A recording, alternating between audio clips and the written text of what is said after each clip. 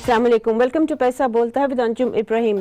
ख़वातीन हज़रात, आपने सुना होगा कि ये जो गवर्नमेंट का नैरेटिव है, इकोनॉमिक नैरेटिव है, वो जो हम रोज़मर्रा की चीज़ें ख़रीदते हैं या हमें जो अवेयरनेस है कि क्या हो रहा है मईशत में, उससे जेल नहीं कर रहा है। आज हम फिर डिस्कस करेंगे क्योंकि हमाद अज़हर साहब ने दोबारा वही नैरेटिव किया है और वो नैरेटिव जो है वो चैलेंज हो रहा है। इकोनॉमिस्ट भी कर रहे हैं, इंडिपेंडेंट इकोनॉमिस्ट भी कर रहे हैं, जो गवर्नमेंट के साथ कर रहे हैं वो भी प्राइवेटली कहते हैं कि जी ये जो प्रोजेक्शन है, जो नैरेटिव है, सही नहीं है। आज हमने स्टूडियो में इनवाइट किया हुआ है बिजनेस रिकॉर्डर के सारे जो सीनियर रिपोर्टर्स हैं हु डील विद उनकी जो बीट्स हैं रेलेवेंट, उनको हमने इनवाइट किया हुआ है। We'll go one by one and ask them कि क्या जो narrative which was restated bye Hammad Azhar who is the minister for economic affairs, क्या वो सही है या people are not being that kind to in their analysis. Let me start with Zaheer Abbasi साहब, जिनकी बीट है मिनिस्ट्री ऑफ फाइनेंस। अब्बासी साहब, बजट डेफिसिट उन्होंने कहा है कि 50% कम हुआ है।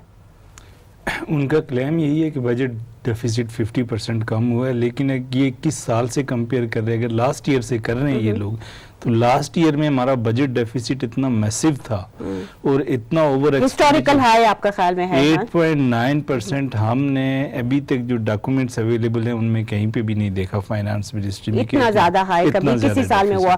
दूसरी बात जो मेरे ख्याल में ख़वातीन और हज़रात को रिमाइंड करने की बात यह है कि प्राइम मिनिस्टर इमरान खान ने ओथ ले लिया था 20 अगस्त को, तो सिर्फ कोई 1 महीना और 20 दिन थे जबकि वो कोई और वो भी केयर टेकर्स थे, वो being very careful about the deficit.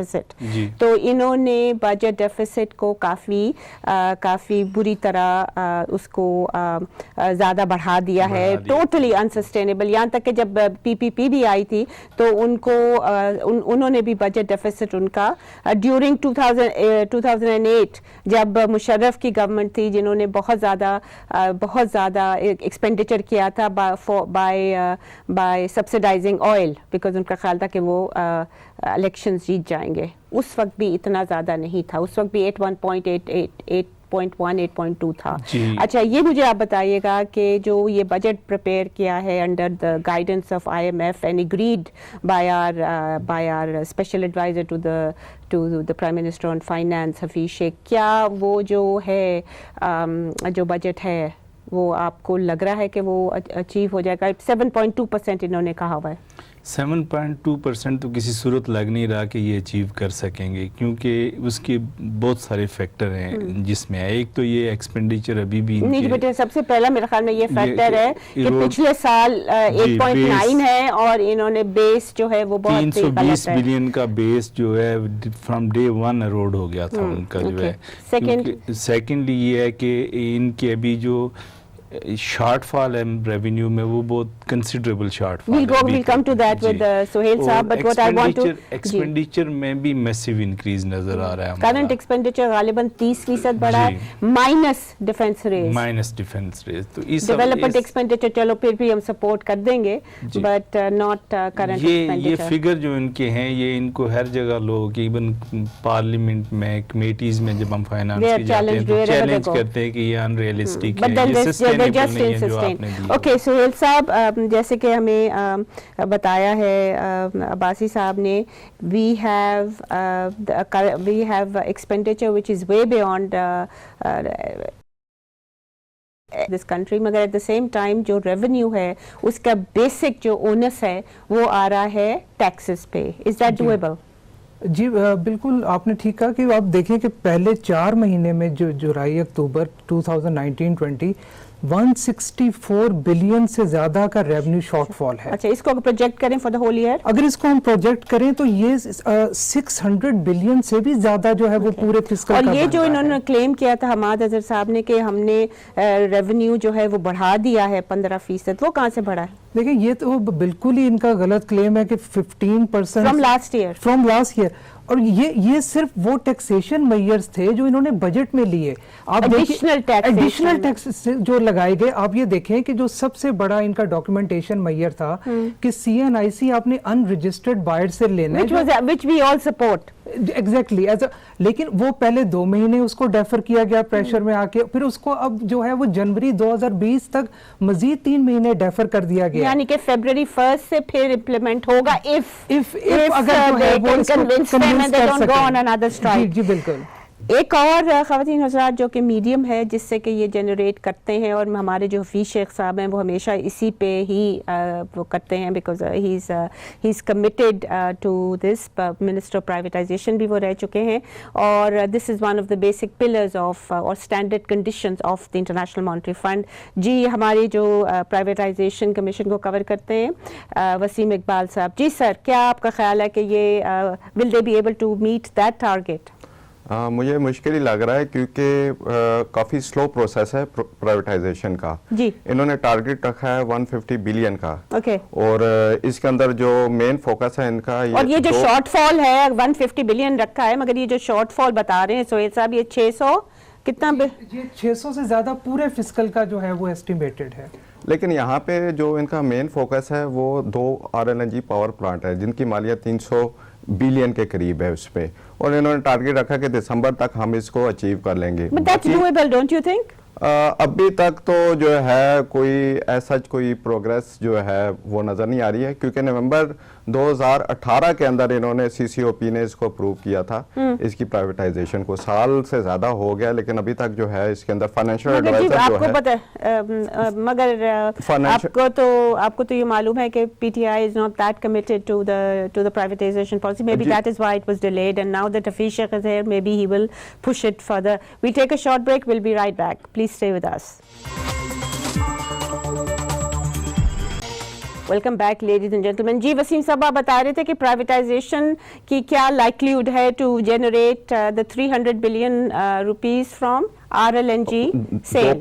2 power plant جو ہے اس سے، اور اس سے پہلے بھی آپ نے ذکر کیا تھا کہ یہ منشور کا حصہ نہیں ہے PTI کا، اور واقعی یہ منشور کا حصہ نہیں ہے. اس میں ریسٹرکچرنگ کی بات کی ہے، پرائیویٹائزیشن کی بات نہیں کی ہے. So there may be some more issues that Hafeez Sheikh may face. بالکل. اور دوسرا مزے کی بات یہ ہے، آپ نے پاکستان مسلم لیگ حکومت کی بات کیا جنہوں نے بڑا اگریسولی جو ہے اس کو فالو کیا اس میں، اور انہوں نے انہی کی بورڈ آف جو گورنرز ہے ان کو لیا. 12 ممبرز ہیں وہ جو نون لیگ نے سلیکٹ کیا ہے، وہی اسی کے اندر جو انہوں نے کنٹینیو رکھے ہوئے ہیں، اور انہی کی جو ایکسپرٹیز ہے اس سے یہ بینیفٹ جو اٹھا رہے ہیں. اور باقی دیکھا جائے اس کے علاوہ جو چھوٹی چھوٹی ٹرانزیکشن ہے، جس طرح فرسٹ پیمنٹ بینک ہو گیا، SME بینک ہو گیا، کنونشن سینٹر ہو گیا، اور اس میں کوئی ابھی تک کوئی اتنی خاطر خواہ کوئی. اور یہ تو وسیم صاحب وہ مجھے یاد ہے کہ 2013 سے لگے ہوئے ہیں وہ حساب دار کے. ہاں وہ جو IMF کو جو کیا تھا اس میں ٹائم لائن تھی. یہاں پہ IMF کے ساتھ یا کسی جگہ پہ کسی ڈاکومنٹ میں کوئی ٹائم لائن نہیں ہے، but I am sure that IMF پیچھے سے تو ان کے اوپر پریشر ڈال رہا ہے. تیسری بات یہ بھی ہے کہ آپ ذرا بتا دیں ہمارے حفیظ شیخ صاحب کا کیا جب when he was privatization تو کیا ان کا پرفارمنس تھی ایز اے پرائیویٹائزیشن منسٹر؟ انہوں نے 3 ٹرانزیکشن کی تھی جب یہ تھے highest ever privatisation, right, 194 billion. جی اس کے اندر 3 تھی. ایک تو HPL کے شیئر تھے 51% تھے، پھر KESC کی تھی، پھر PTCL کی تھی. تقریباً 194 بلین کے اراؤنڈ جو ہے نا یہ پرائیویٹائزیشن. اینڈ انفارچونیٹلی PTCL کے 800 ملین رہتے ہیں، 800 ملین PTCL کا رہتا ہے، اور کیسک تو ہمیں پتا ہے کہ کیا پرفارمنس ہے، right. it is not quite a success in terms of privatization. Let me come to مشتاق گھومن صاحب. سر آپ بتائیے گا کہ جو انرجی سیکٹر ہے it remains an issue, and yet Hammad Azhar صاحب claimed کہ جو ایکچوئل جو سیکولر ڈیٹ بڑھ رہا ہے وہ پچھلے سالوں میں 38 بلین بڑھ رہا تھا پر منتھ، اب 12 بلین انہوں نے کر دیا. Is that accurate? Do you have any way to verify that claim? دیکھیے اس وقت جو سرکل ڈیٹ ہے وہ تقریباً 1.7 ٹریلین کے قریب پہنچا ہوا ہے، اور جب یہ آئے تو اس وقت کوئی 1100 ارب کے قریب تھا. تو اس کا مطلب یہ ہے کہ یہ گریجولی بڑھ رہا ہے، اور ان کا دعویٰ یہ ہے کہ 38 ارب روپے بلین جی بڑھ رہا تھا پر منتھ، اور اب 12 ارب بڑھ رہا ہے. ہمارے پاس کوئی ایسی ویریفیکیشن کرنے کا کوئی طریقہ نہیں ہے. نہیں، بٹ آپ نے ابھی بتا دیا سرکولر ڈیٹ 1.1 سے 1.7 ہو گیا ہے، تو اگر آپ ڈیوائڈ بھی کر لیں اس کو تو اٹ کمز ٹو اے لاٹ مور دین 38. اس میں مختلف مہینوں پہ آپ کو ڈیوائڈ کرنا پڑتا ہے، کیونکہ اگر گرمیوں میں بجلی زیادہ کنزیوم ہوتی ہے تو اس میں زیادہ بڑھ جاتا ہے، تو اس طرح سردی میں ذرا کم ہوتا ہے کیونکہ کنزمپشن کم ہوتی ہے. تو اس لحاظ سے پرفارمنس جو ہے پاور سیکٹر کی کوئی ایسی کوئی اچھی نہیں ہو سکی، کیونکہ ابھی بھی جو ہے ای سی سی سے انہوں نے کوئی 166 ارب روپے کے جو لونز تھے وہ رول اوور کروائے ہیں، کیونکہ وہ کہتے ہیں نہ ہم پرنسپل اماؤنٹ دے ہی نہیں سکتے، اور وہ جو ان کا انٹرسٹ ہے وہ کنزیومر سے لیتے ہیں پی ایچ پی ایل کے تھرو، اور وہ پھر آگے وہ بھی کبھی بینکوں کو دیتے ہیں کبھی نہیں دیتے. تو اس طرح کے بے شمار ایشوز، فائنانشیل ایشوز جو ہیں بہت زیادہ ہیں ان کے چل رہے ہیں، ابھی تک ان پہ قابو نہیں پا سکے، بلکہ ورسن ہو گئے ہیں. آپ کی بات سے تو یہ لگ رہا ہے. اوکے گھومن صاحب ہمارے جی انڈسٹریز بھی کرتے ہیں، جو ministry of industries and production اس کی طرف بھی دیکھتے ہیں، کامرس بھی دیکھتے ہیں.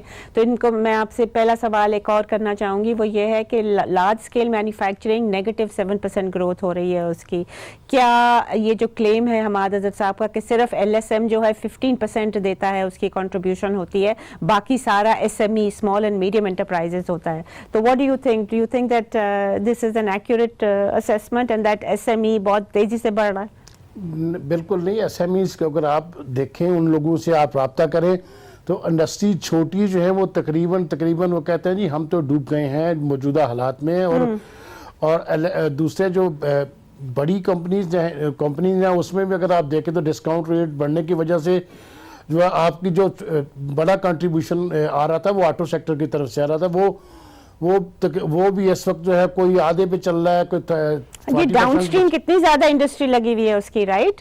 یہ جو ایل ایس ایم ہے اس کی ڈاؤن اسٹریم جو ہے وہ بھی تو افیکٹ ہوگی اگر اس میں بالکل جو اس کے ساتھ جو نیچے پارٹس وغیرہ لوگ بناتے ہیں انڈسٹری ہے، وہ بھی ان پر کو بھی یہی حال ہے، اور وہ بالکل ان کو ساتھ بار بار ان کے ساتھ رابطہ کر رہے ہیں، کہہ رہے ہیں کہ یہ آپ ہمیں کچھ ٹیکسز میں کنسیشن دیں اگر آپ چاہتے ہیں کہ انڈسٹری چلے اور لوگوں کا روزگار جو وہ بھی چلتا رہے، کیونکہ اور وہ انٹرسٹ کی بھی بات کر رہے ہیں، رائٹ؟ وہ کہہ رہے ہیں انٹرسٹ بھی کم کرو، بہت پروہیبٹیولی ہائی ہے. جی انٹرسٹ بھی بہت زیادہ ہے، اور اسی وجہ سے آٹو سیکٹر تو بالکل بہت ہی برے حالات ہیں. اس طرح دوسری انڈسٹری بھی آپ دیکھیں تو اس میں بھی کوئی ایسی چیز نہیں ہے، اسی لیے تو 1 ملین سے زیادہ لوگ جو بے روزگار ہوتے ہیں. اوکے فائنل کویسچن آپ سے میں پوچھنا چاہوں گی، آپ کامرس بھی کرتے ہیں، تو انہوں نے ایک اور کلیم کیا تھا کہ جو والیوم ہے ایکسپورٹس کی وہ بڑھ رہی ہے، اور اس پہ ہمیں بڑا خوش ہونا چاہیے، حالانکہ وہ ہمارے جو ایکسپورٹ کی جو ریونیو ہے وہ زیادہ نہیں بڑھ رہا ان ڈالر ٹرمز، کیونکہ because of external factors, but volume بڑھ رہا ہے وچ مینس کہ ہماری پروڈکشن بڑی تیزی سے بڑھ رہی ہے. Would you agree with that? نہیں ایسی کوئی بات نہیں ہے. جو مین ہمارے جو سیکٹر جو اس وقت ایکسپورٹس کرتے ہیں ٹیکسٹائل، ان کی تو بالکل منیمل گروتھ ہے، اور ان میں جو کئی سب سیکٹرز ہیں اس میں نیگیٹو گروتھ ہے. آلسو گھومن صاحب جو پچھلے سال ان کی جو یہ رائس بڑھا ہے، رائس کی والیوم بڑھی ہے صرف، isn't it only rice specific the volume؟ اس میں دو چیزیں، ایک تو رائس کا جو ان کو کوٹا مل گیا تھا چائنا سے، انہوں نے $1 بلین کا کوٹا، اس نے اسپیشل کوٹا دیا تھا جس میں شوگر تھی اور رائس تھی اور صرف اس کی وجہ سے چونکہ وہاں $300-400 ملین کا رائس گیا ہے، اس لیے بڑا ہے. ادروائز یہ ریپیٹ نہیں ہوگا probably this year. Next year ایسے نہیں لگتا کہ کوئی ایسا امکان ہے کہ یہ آگے بڑھ سکے. ٹھیک، we'll take a short break here. خواتین حضرات please stay with us if you can.